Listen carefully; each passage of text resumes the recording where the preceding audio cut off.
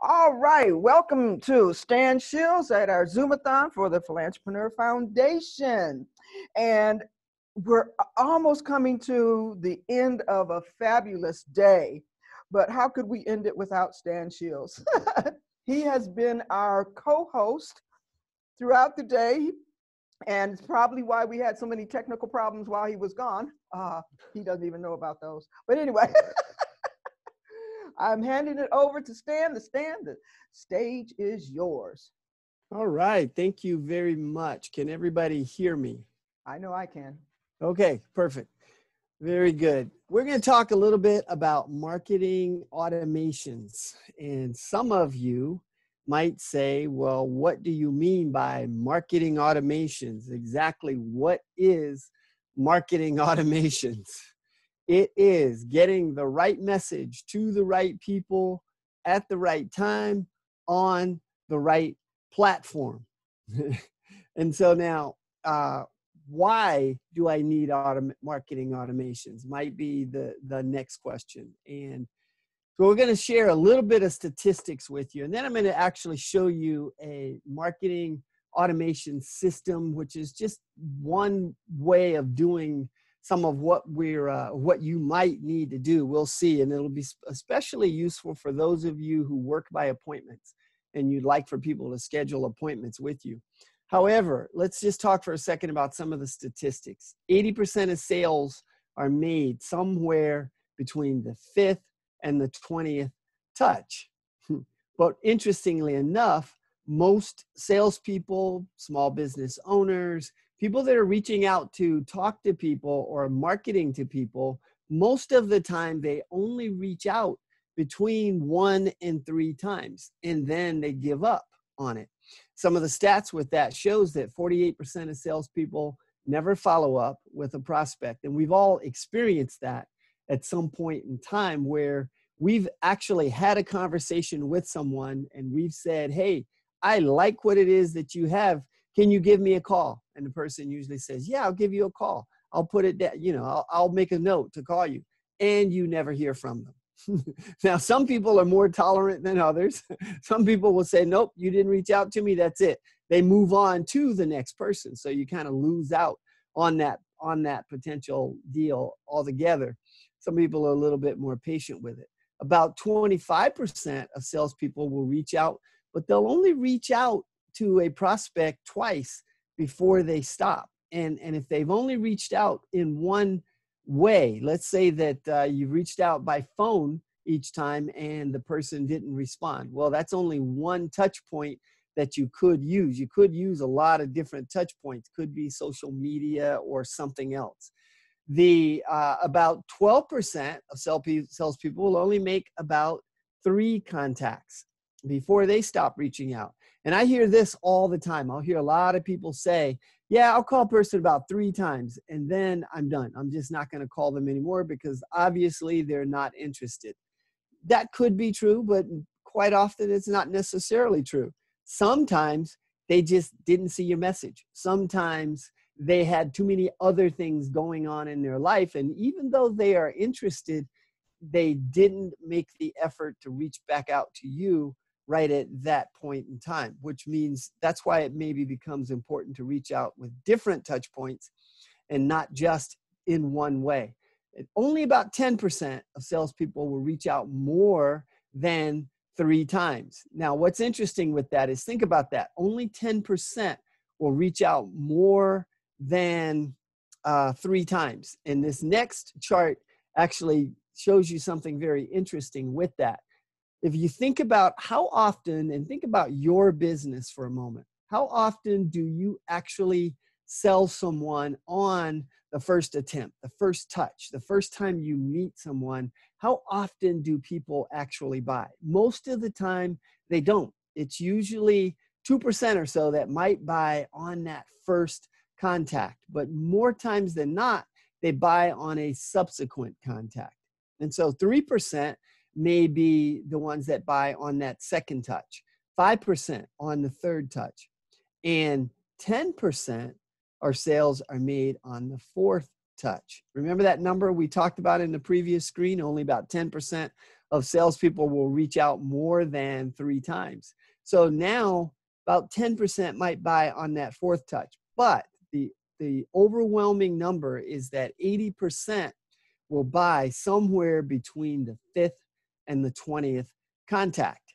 And so I look at that number, and the immediate thing that says to me is, wow, you really need to have some mechanism in place that allows you to always stay in touch with people beyond 5 contacts. And it's not always reaching out to them saying, hey, buy my stuff, buy my stuff, buy my stuff. It's not about that. It's a lot more about, how do I provide value? What can I do that offers value, that helps you stay in touch and know what it is that I do and how I can help you? And that's where some of the big challenge comes in, is how do I stay in touch more than 5 times without being annoying? And so that's what we're going to talk about a little bit today. Effective lead capture systems. You know, they, at one point they used to be nice systems to have, but they've become critical. They're not just a nice to have. You think about what's happened with COVID-19. How many businesses did not have an email system in place where they're capturing people's email, or at least capturing and creating a following on social media or something like that? If for those businesses that did not have that, those businesses struggled to make the pivot. If you had something like that, or you had a steady following, then the pivot became a little bit easier because those people were still reaching out to you, or you still had a way or a method to get your message out to them. Now, 33%, or I'm sorry, 50%, companies that nurture leads make 50% more sales at a cost that is 33% less than non-nurtured leads, according to Forrester research. So the more that you can nurture those leads, capture those leads, and then nurture those leads, the more likely it is that you can make sales down the line at a lower cost. A lot of people think that email marketing is dead. It's not. For every dollar you spend on email marketing, you can expect to receive or get an average return of about $42. And that's according to the Direct Marketing Association. So what I'm going to share with you is a calendar system that helps you to automate your calendar and allow people to schedule events and appointments with you, and then they get a follow-up email and text message that could then be a series of messages that goes to the person. And the system is a calendar system. The one I'm using is a Appointlet, which allows you to show your meeting schedule, not your meeting schedule. They don't see what's on your calendar. They see your availability. They can choose a time to meet with you. That system will then send them an automatic email confirmation, and then you can send up to 3 reminders for that upcoming meeting. But what's really powerful with this system is that it will then set up a Zoom video conference call for you.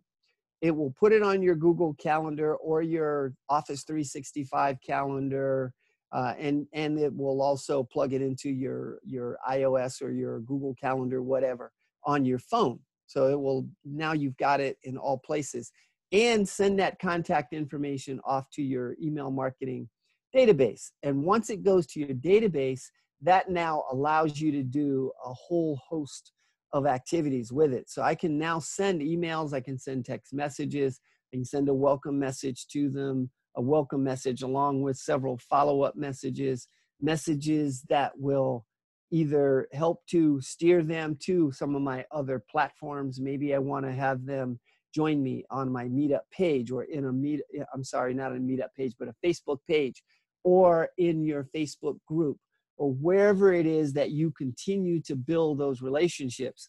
And those are some of the strategies that will allow you to continue to create additional touch points without you being annoying. You can make those touch points through email, through text messaging, through social media. You can get the person to come over and join you on some of those other platforms. So just a real quick look as to what does that look like.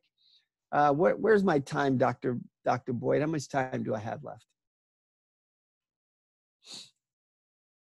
Can't hear you. You're muted. You have 4.5 minutes. Okay, perfect. Good. Thank you. Let's see here. So what do we have? Some people will like to create, you can use a link that will take people to this calendar, and I'll show you what that looks like in just a second here. But you can create a raw link that will take people right to your calendar, the one that will initially come right out of the system. You can use a link shortener, like such as Bitly or Google or something like that. I use a tool called Pretty Links. Pretty Links allows me to continue just branding my website. So I like Pretty Links because then it allows me to put whatever I want after that / and allows it to kind of help to embed my name into their brain. Post the link on your website as a book me page or a button that they can use to go and schedule an appointment with you. Put it in your email signature, your Zoom chat, business cards, signs at physical events, just anywhere you can imagine. And as I showed you, you can use a QR code. That QR code will actually lead you to schedule a 30-minute discovery call with me if you think you're interested in learning more about the calendar. And typically all you have to do is take if it's an iPhone, well, actually now even Android does it, just open the camera, point it at that QR code, and it'll actually read it and then give you a link that takes you to it. But here's what it looks like. It would take you to a link that will, why is my slide not moving? There it goes. It will take you to a link or page that looks like this, where you can see the available times that I have. You can pick the time, and then it simply walks you through the process where you will be able to just put in your information. So I ask for about 4 or 5 pieces of information. If you ask for too much, people just get too turned off with it, but I will, I'll get name, phone number, email address, and then I ask them what's the reason for this particular call. It takes it, puts it on my calendar. In fact, I'm going to go back to this.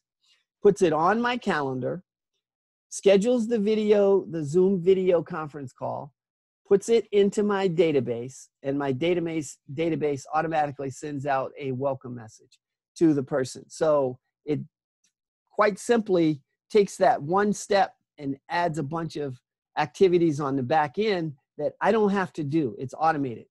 All of that stuff happens by itself, which simplifies life a little bit and saves a little bit of time. Now, how can I help you? Well, I can help you troubleshoot and figure out what your current technology is, website, email, calendar, social media, any of that stuff, as to would something like this help you? Or are there other automations that might help you to make your life a little bit more, a little bit easier? And then we can help determine how technology can help for you. We'll craft a technology plan and implement your new technology plan. So at this point, I'll take any questions, and my contact info will be sitting on the screen right here. So if there's any questions, I'll take questions. He has tons of, oops, okay, yeah, no, I'm live. Tons of information. Once again, all of his information will be on this video. Just remember his website is StanShields.com. He has a lot of information on that website. But go ahead, schedule a meeting with him, at least to understand what it's all about. If you are a nonprofit, Active Campaign actually has a great nonprofit discount. So I am going to, I'm checking to see if Doug is back. He's not back quite yet. Are there any questions for Stan? I'm looking at, okay, go ahead, David. Hey, I'm unmuted. Hey, Stan, fantastic job. So what you're saying, in your business model, your first contact with people is a phone call or a Zoom call? That's correct. Okay, so I'm guessing that may limit the people. Like, people are more willing to give an email address for, say, a lead magnet rather than jump on a call.